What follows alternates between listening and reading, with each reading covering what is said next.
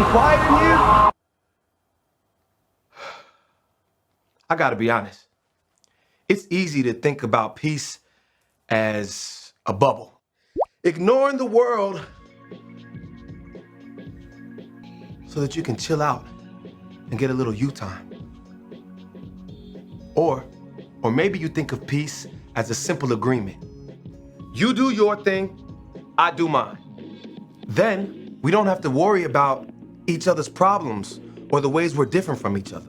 Or you might see peace as a big, grand thing. General, this treaty officially ends all wars. But true peace doesn't look like any of that. True peace is messy. It takes hard work and creativity. It says, how can I listen to you first before I speak? It says, how can I learn what it's like to walk in your shoes before I try to fix it? How can we get creative to find a way through? See, when you do the hard work of making peace, others can see God at work in you. That's why making peace is an amazing way to worship God with your life. Because worship, it's about more than just singing loud. It's all about living loud.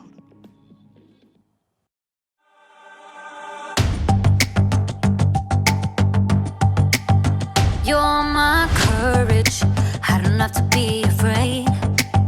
You're my fortress, no matter what comes my way. You're my treasure forever, yes, we'll be together always. Even when the days get harder, I know you'll rescue me. Even when the sky is darker, I know you'll bring me peace. You are my strength, you are my savior. Oh. Even when the road gets longer, I know you'll be with me. Even when the waves crash harder, your face is all I see. You are my strength, you are my savior. Oh. You are with me every single day. Through the darkness, oh, you lead the way. You're my treasure forever, yes, we'll be together always. Even when the days get harder, I know you'll rescue me. Even when the sky is darker, I know you'll bring me peace. You are my strength, you are my savior. Oh. Even when the road gets longer, I know you'll be with me. Even when the waves crash harder, your face is all I see. You are my strength, you are my savior. Oh. Every time I fall, you pick me up. You fight for me, you overcome. You bring me peace, you give me love. For you I sing, to you I run. I praise your name for all you've done. You are my strength, you are my savior. Ooh. Even when the days get harder, I know you'll rescue me. Even when the sky is darker, I know you'll bring me peace. You are my strength, you are my savior. Oh. Even when the road gets longer, I know you'll be with me. Even when the waves crash harder, your face is all I see. You are my strength, you are my savior.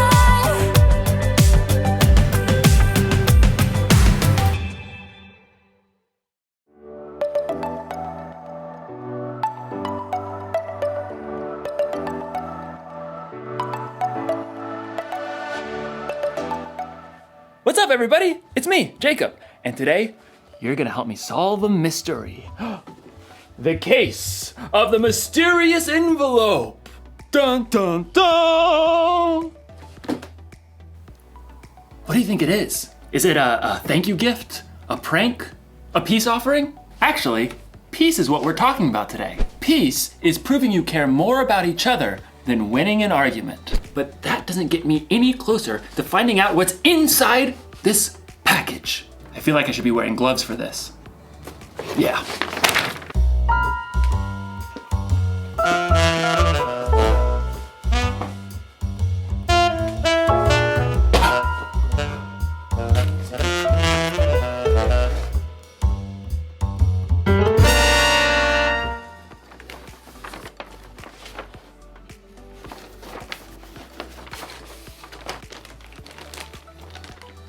Monkey bridge?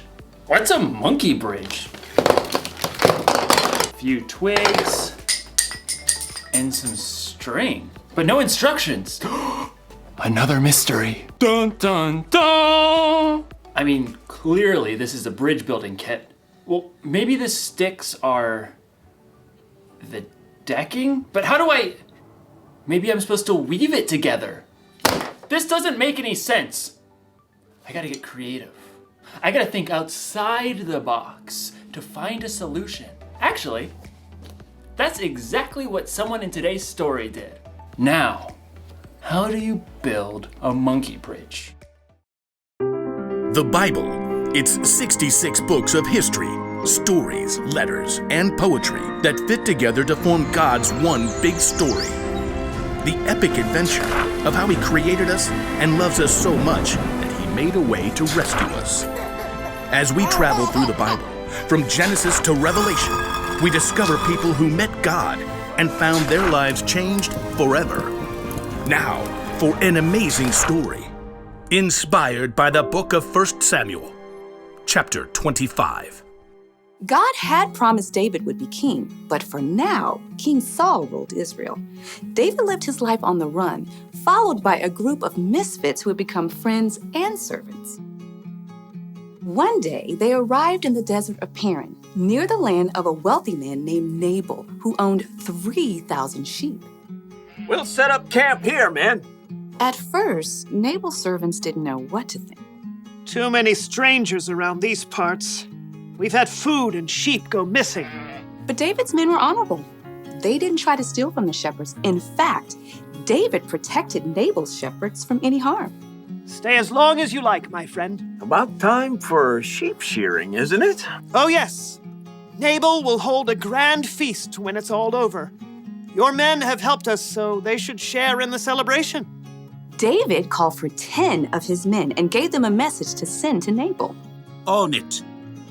David's messengers hurried up the mountain to Nabal's estate and were brought to stand before him. Well, what do you want?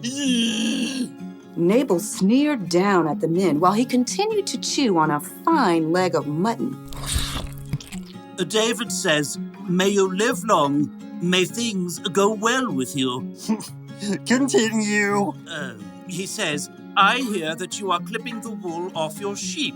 When your shepherds were with us, we treated them well and protected them. Now please be kind to my men. Please give us any food you can find for us. Nabal leapt from his seat and hurled the mutton bone across the room. Who is this David?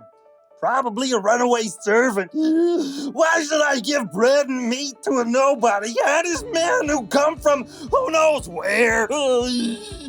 David's men returned to camp and delivered the news. Oh, no, he didn't. Oh, yes, he did. Men, put on your swords. We'll make Nabal wish he hadn't. At no time at all, David and 400 of his men were marching up the mountain to confront Nabal. It seemed there was no stopping a battle. But Nabal's wife, Abigail, was far wiser than her husband. A servant told her what he had done. David sent messengers asking for food, but Nabal shouted and was rude to them. Go on. The whole time we were near them, David's men were good to us. They were like a wall, keeping us safe. You've got to do something now, or terrible trouble will come. There's no time to waste. Abigail quickly directed her servants to gather supplies and put them on donkeys. 200 loaves of bread? Check. 5 sheep, Check. 1 bushel of cooked grain, Check. 100 cakes of raisins, and 200 cakes of figs. Check. And check. Well, you go on ahead. I'll follow. The donkeys, loaded with good food, started down the mountain. Abigail got on her donkey and followed. From the valley, David and his men were approaching. Everything we've done has been worthless. I watched over this fellow's property, but he's paid me back evil for good. We'll wipe him out. As David's anger grew, though, he spotted something along the path. A pack of donkeys. What's this? Well, it looks like they're carrying something. Food for a feast, I'd say. Behind the pack of donkeys, Abigail prepared for what lay ahead. I must stop this. The moment Abigail saw David, she slid off her donkey and fell face down on the ground before his feet. Please, let me speak. Let me take the blame for Nabal's actions. Abigail raised her eyes just enough to notice David's surprised face. He nodded. Don't pay attention to Nabal. He's always doing foolish things. I'm sorry I didn't get to see your messengers, but I've brought a gift for you. Right now, the Lord has kept you from killing Nabal and his men. Let the Lord deal with your enemies. Abigail rose to her feet. David and his men listened, surprised by the strength of her message. You fight the Lord's battles, so he will give your family line a kingdom that will last. He'll make you ruler of Israel. And when he does, you won't have a heavy load on your mind about killing people with no reason. The Lord will give you success. When that happens, please remember me. Abigail took a deep breath and waited. David smiled. Give praise to the Lord. He sent you to find me. May he bless you for this. You have kept me from using my own hands to get even.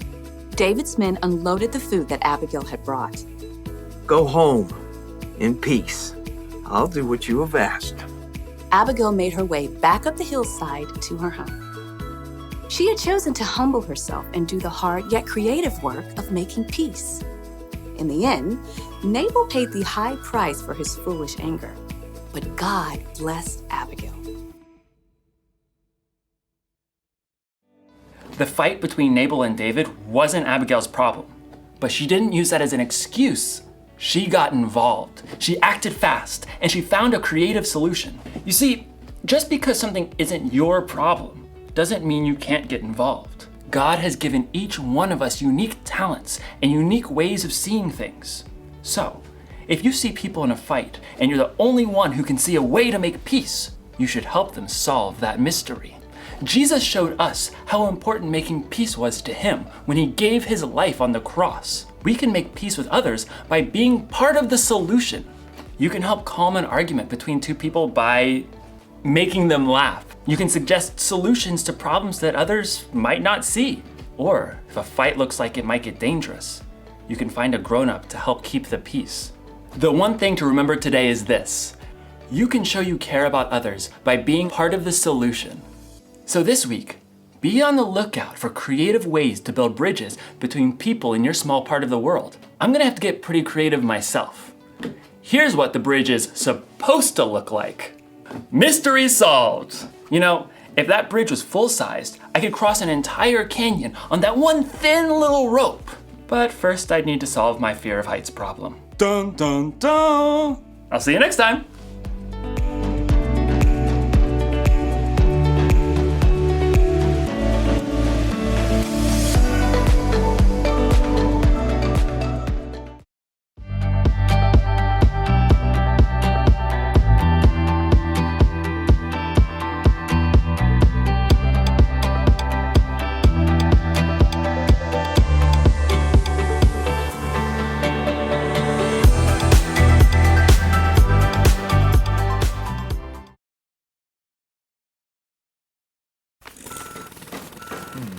Brendan?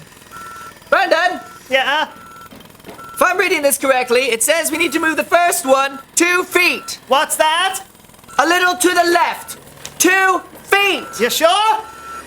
Says right here in the plans. Sure thing, boss.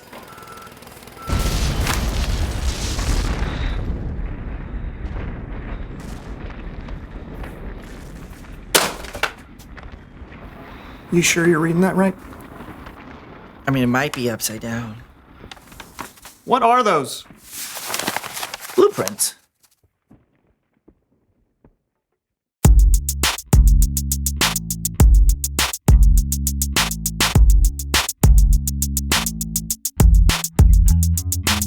Hello, everybody. I'm Lawson. And I'm Brandon, and welcome to the So and So Show. Yes. And on today's show. Wait, what are you? Why are you talking over me? No. We discussed this over our pre-show cornflakes. We discussed no such thing. Oh, of course. See, you never listen to me. You hear me, That is but not you true. don't listen. I do Brandon. listen. Oh, do you? How would you ever know to listen when you're too busy being on your phone the entire time? I was looking at the intro to the show, which apparently you won't let me do. Okay. Was the intro to the show a video of a ferret doing the conga line on loop? It helps me focus. Your team in a funk? Yes. Feel like you aren't able to communicate? Yes. Then today's your lucky day. Hi, I'm Tanya, team motivator and influencer. Sometimes it can feel like your team is all over the place. Here. But with my proven team building exercises, I can take your team from here to here before it gets to here. So call Teams by Tanya today. Today. So it's just me and Brandon, and we are having trouble being a team. He's having trouble being a team. What do you mean I'm having trouble? There's no me in team, Brandon. Yes, there is. There's an M and an E. There's a me in team. There's no I in team. That's the saying. Gentlemen, it seems we're having trouble communicating. Yes. Brandon, turn towards Lawson. Lawson, turn towards Brandon. Now close your eyes. Without making a sound, I want you to mouth these words. I can't see you, I can't hear you. Good. Keep going, mouthing those words. I can't see you, I can't hear you. Good. Even bigger, but still without making any sound.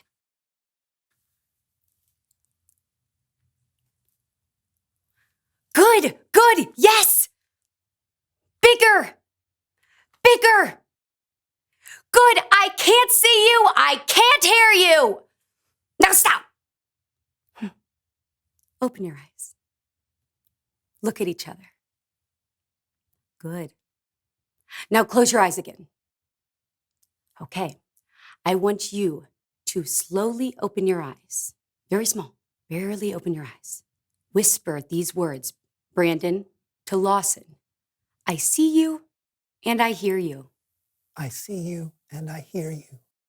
Even quieter. I see you and I hear you. Good. Lawson? I see you and I hear you.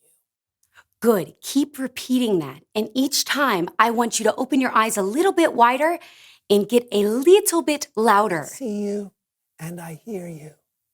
I see you and I hear you. Good. Keep building that. I see you and I hear you. I see you and I hear you. I see you and I hear you. I see you and I hear you. Louder! Tell them! I see you and I hear you. I see you and I hear you. Yes, louder! I see you and I hear you. I see you and I hear you. I see you and I hear you.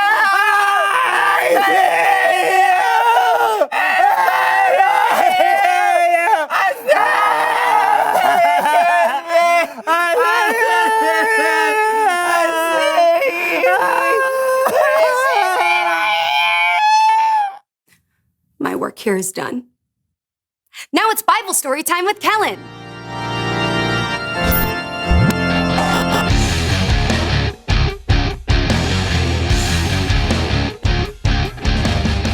Hey, gents. Kellen, Yes? I see you and I hear you. Okay. Thanks. Back at you. Do you have a Bible story for us today? Absolutely. And here to help me tell it are the So and So Show players. Oh, yeah.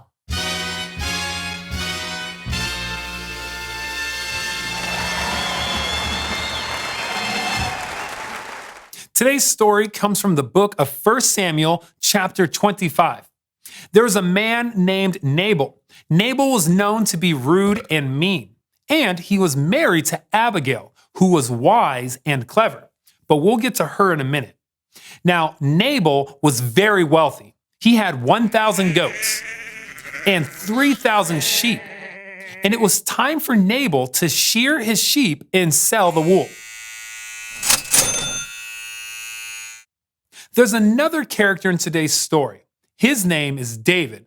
You might remember David as the shepherd boy who slayed a giant and then became king.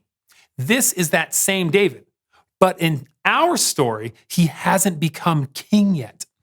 David was staying with his men in the desert when he heard that Nabal was shearing his sheep. Francis! Yes, David. I want you to go to Nabal, and I want you to greet him kindly for me. And then I want you to remind him of how well we treated his men when they were with us. And lastly, I want you to ask him. Ask him if there's anything he can share with me and the other men. Go! Yes, sir. David's men delivered the message to Nabal, but Nabal's response was, well, So, David would just like you to remember all that he did for you, and then, would appreciate if you could find anything for us. I'm sorry. Who? David who? Son of Jesse who? Why should I give up my bread and my meat that I have prepared? Why? Why? The answer is not just no. It is no. Million times no. Be gone with you. Go. No. Go. Million times. No. Million times go. Million times. No. David's men reported back everything Nabal had said to them. No. No. 1,000,000 times no. What? What? Men, put on your swords because we are going to destroy Nabal. David was angry. I don't have my sword. Maybe a little too angry. Now, Nabal was in big trouble unless somebody could stop David. That's where Nabal's wife, Abigail, comes in. Abigail, Yes, Frankie? Nabal just insulted David. David, the guy who's been keeping us safe while we watch our sheep. David's really mad, and I think he's out for revenge, so you gotta do something. All right, people. Listen up. We're going to have to do this fast. I need you to go get 200 loaves of bread, Frankie. Billy?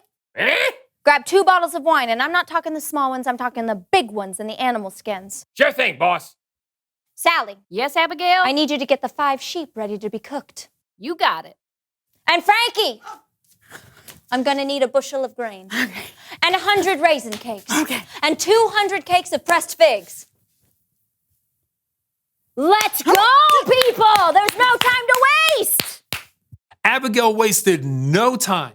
After she collected all the food, she loaded it onto the donkeys and met David, who was approaching from the desert. Ah! Can you believe it, men? How he has treated us? We have served him, and how did he repay us? He repaid us with evil, and we will destroy Nabal. Pardon me, sir.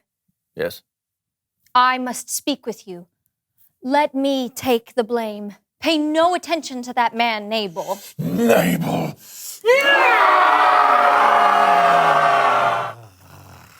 He's really not worth getting that worked up over. Who? Nabal. No. No. Eyes, right here. His name means. What? His name means fool. Yes. He does many foolish things. Oh, yeah. Yes. Oh, Nabal. So you don't need to kill Nabal, do you? Yeah! No. No. No. No. You see, God has prevented you from killing Nabal and his men. And I have brought many gifts for you to have. Ah, yeah. So you have. It's very kind. So you don't need to kill Nabal. God will take care of it. He's going to appoint you king over all of Israel, and you don't want to have to worry about how you killed Nabal and didn't have to, right? Oh, yeah, you make a lot of sense. Thank you. I just ask that when you're king, you remember me. All right. All right, go. You may go in peace. I have heard what you have come here to say, and I will do as you have asked. Goodbye. So Abigail returned home and David stayed put. With her quick thinking, Abigail was able to make peace. The end. Great story, Kellen. Thanks. And many thanks to the So and So Show players.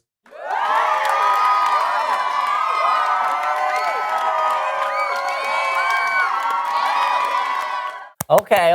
That wasn't terrible. Yeah, Abigail was incredible. To be able to soften a situation like that took a lot of courage from Abigail. Yeah, David was so angry he could kill. But God used Abigail.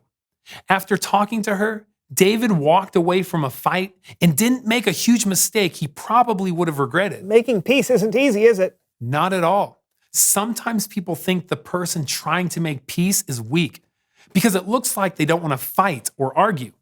But being a peacemaker is incredibly hard, and it usually takes a lot of work. And a lot of raisin cakes. Oh, you know it. Great story. Thanks, Kellen. Yep, I'll see you guys next time. Later. Wish I could be a peacemaker like Abigail or Tanya. But how, Brandon? How? I don't know. But let's find out. Reveal the question. What are ways you can be a peacemaker? Maybe you can be a peacemaker with two of your friends. Or within your family, or maybe a sports team. Or maybe you can be a peacemaker by saying you're sorry. Lawson, I'm sorry that I get angry at you sometimes. You're a great friend. Thanks, buddy. I'm sorry, too. I don't think either of us were peacemakers today. Yeah. Until now. High five! Yeah! That was close enough. All right, that was close enough. There are lots of ways you can be a peacemaker. Talk about it with each other. And we'll see you next time on The So-and-So Show. I can't see you. Good. Oh, I can't hear you. What did you say, Brandon? I can't see you. Tanya! I can't see. Are my hands still over my ears? I can't see you. Why are my eyes closed? I can't see you. I can't hear you. I can't see you. I need water. I need a nap. Good. I need water. Good. This I is need a team nap. building. I can't see the point. Why? Good work, Tanya. Yeah. Yeah. I do that.